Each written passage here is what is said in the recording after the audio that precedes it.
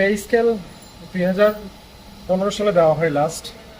তো 2015 সালের পরে স্বাভাবিকভাবেই 2020 এরপরে 2025 সালে মানে দুইটা পে স্কেল পাওয়ার কথা, এখন চলতেছে 2026 সাল।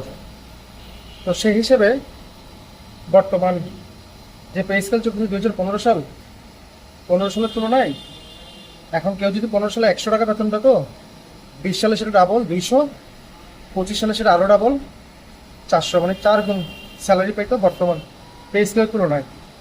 মেজারমেন্ট বা প্যারামিটার আমরা কোনটা ধরতে পারি? কারণ 15 সালের আগে পে স্কেলতে অলমোস্ট ডাবল করে চেঞ্জ হয়, আর তখনকার সময় মুদ্রাস্ফীতির দাম মানে মুদ্রাস্ফীতির হারটা অনেক কম ছিল বর্তমান সময়ের তুলনায়।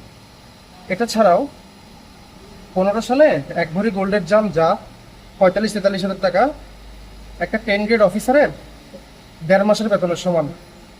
আর এখন গোল্ডের দাম যেই পরিমাণ, সেই হিসেবে 8 মাস অথবা 9 মাসের স্যালারি লাগবে একটা 10 গ্রেড অফিসারের এক ভরি গোল্ড কিনতে। তো সেই হিসাবে পে স্কেল দেওয়ার কথা হচ্ছে, মানে স্বাভাবিকভাবে হওয়ার কথা হচ্ছে 4 গুণ। এখন একবার বলে 50% দিবে, একবার বলে 100%, এবং এটা আসলে অফিসিয়ালি এখনো কোনো ডিক্লারেশন আসেনি। তারপরে অনলাইনে যেসব নিউজ দেখি আর কি, তো যেখানে সরকারি চাকরিজীবীদের স্বাভাবিকভাবে 4 গুণ হওয়ার কথা, অন্তত ডাবল তো হয়ে যাওয়ার কথা, সেটাও হয়নি। অলরেডি 5-10 বছর এবং 11 বছর প্রায় শেষ। তো দেখা যাক কত দেওয়া হয়। আর সিপিডি থেকে রিপোর্ট আসছে যে পে স্কেল বাড়লে মুদ্রাস্ফীতি হবে। তো মুদ্রাস্ফীতি এতদিন কেন হচ্ছে? এতদিন তো পে স্কেল বাড়ে নাই। এটা ছাড়াও সিপিডিতে যে পরিচালক যিনি আছে উনি 3-4 লাখ টাকার মতো বেতন নেয়, আর টোটাল কর্মচারী কর্মকর্তা সবাই মিলে অ্যাভারেজ বছরে মাসে 86,000 টাকা করে বেতন পায়। এটা গভর্নমেন্ট স্কেল হিসেব করলে কৃষির সাথে কম্পেয়ার হয়।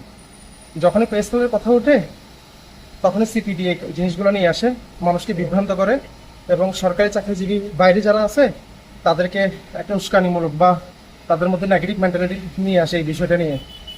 তো আশা করবো গভর্নমেন্ট সরকারি চাকরিজীবীদের খুব ভালো একটা মানে ন্যায্য একটা পে স্কেল দিয়ে ন্যায্যভাবে বেতন বৃদ্ধি করে সবার সাথে মানে বৈষম্যটা আর কারোর সাথে যেন না হয় সে ব্যাপারটা খেয়াল রাখতো। আল্লাহ হাফিজ।